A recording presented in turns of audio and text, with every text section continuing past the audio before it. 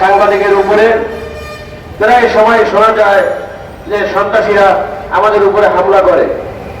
আসলে তাদের বিপক্ষে যখন আমরা আমাদের কলম চালাই তখন তাদের শরীর জলে চুলকায়, কারণ তার যে অপকর্ম এগুলা এই বাংলাদেশের মানুষ জানবে, এই কারণে তাদের চুলকায়। এই চুলকানোর কারণে কিন্তু তারা বিভিন্ন রকমের সন্ত্রাসী বাহিনী দিয়ে সাংবাদিকের উপরে হামলা করে। তাই আমি বলবো যে যারা এরকম ভাবে সাংবাদিকরা কখনো কিন্তু দুর্বল নয়। যে কোনো সাংবাদিক যে পত্রিকায় লেখুক না কেন, যখন আমাদের এক সাংবাদিক ভাই নির্যাতন হয়, আমরা যদি রাত 12টা বাজে ডাকি তখন কিন্তু সাংবাদিকরা একত্রিত হয়। তা আপনারা ভাববেন না যে সাংবাদিকরা দুর্বল, না, সাংবাদিকরা কলম অনেক শক্তিশালী। এই কলমের মাধ্যমে কিন্তু সবকিছু হয়। তাই এই আমরা আশা করব সাংবাদিক উপরে এরকম সন্ত্রাসী নির্যাতন আর চালানো বন্ধ করা হোক, তাৎক্ষণিক আইনের আওতায় তাকে ধরে নিয়ে সর্বোচ্চ শাস্তি দেওয়া হোক। আসলে আমরা সাংবাদিকরা কিন্তু এখনো এক আছি, আমরা কিন্তু হারিয়ে যাই নাই।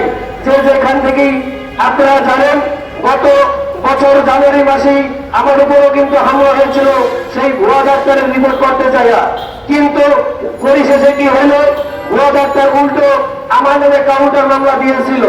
আসলে সাংবাদিকরা যে নির্যাতিত এর দ্বারা বোঝা যায়। আমরা আশা করব আমরা যারা এখানে রয়েছি সকলেই বেশি বেশি নিউজ করবেন।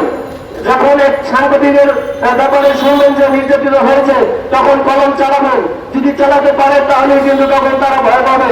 আমরা আশা করব সামনে যে কোনো সাংবাদিক উপর হামলা হোক, মামলা হোক, আমরা এগিয়ে যাব এবং তাদের পাশে থাকবো। সকল সাংবাদিকই আমার ভাই, তাদের পাশে যখন আমি দাঁড়াবো, আমি যখন বিপদে পড়বো তারা কিন্তু আমাদের পাশে দাঁড়াবে। তা আশা করব সকলেই সত্যের পক্ষে কলম চালাবেন, কোনো ভয় নাই। কারণ মৃত্যু যখন আমাদের হবেই তখন সত্যের পক্ষে থেকেই মৃত্যু হোক, ন্যায়ের পথে থেকেই মৃত্যু হোক।